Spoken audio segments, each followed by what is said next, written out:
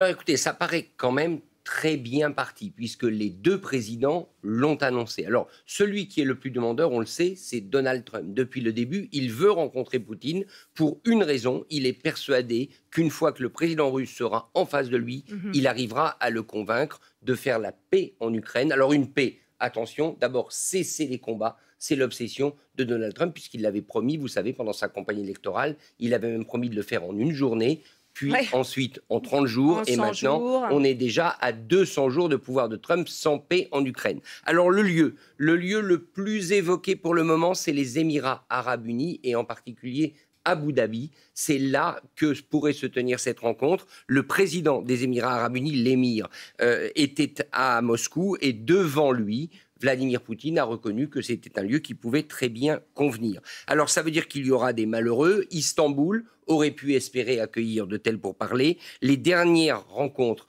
pour mémoire, entre Vladimir Poutine et un président des États-Unis, elles avaient eu lieu avec Joe Biden à Genève le 16 juin 2021.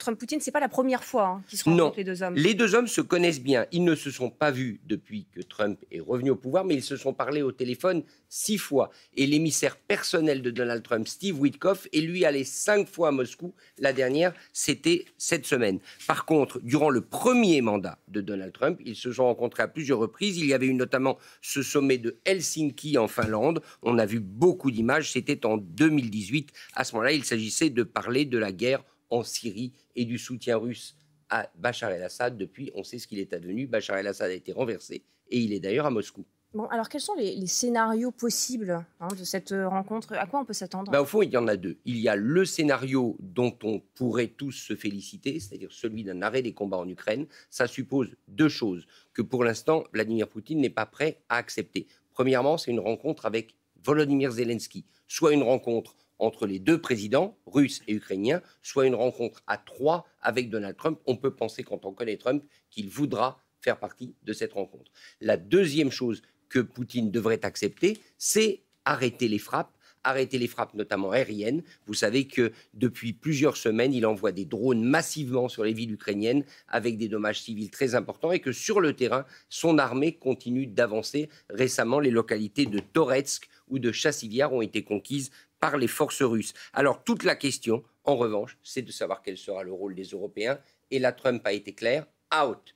C'est dehors, les Européens ne seront ni dans la pièce, ni à Abu Dhabi. On leur parlera après. Au fond, on les débriefera.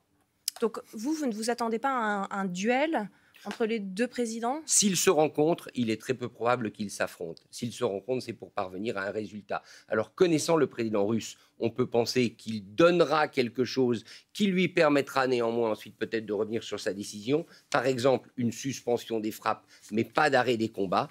Ce qui est certain, c'est que Donald Trump joue gros, parce que jusqu'à maintenant, il avait perdu son pari sans rencontrer Poutine. S'il n'arrive pas à ramener un semblant de paix, voire un début de négociation sur la paix en Ukraine, alors qu'il a rencontré physiquement Vladimir Poutine, là, ce serait un camouflet. Ouais. Donald Trump qui compte donc sur son pouvoir de persuasion. Absolument, et rappelons qu'il a un objectif en tête, tout le monde en rit, sauf lui, c'est le prix Nobel de la paix.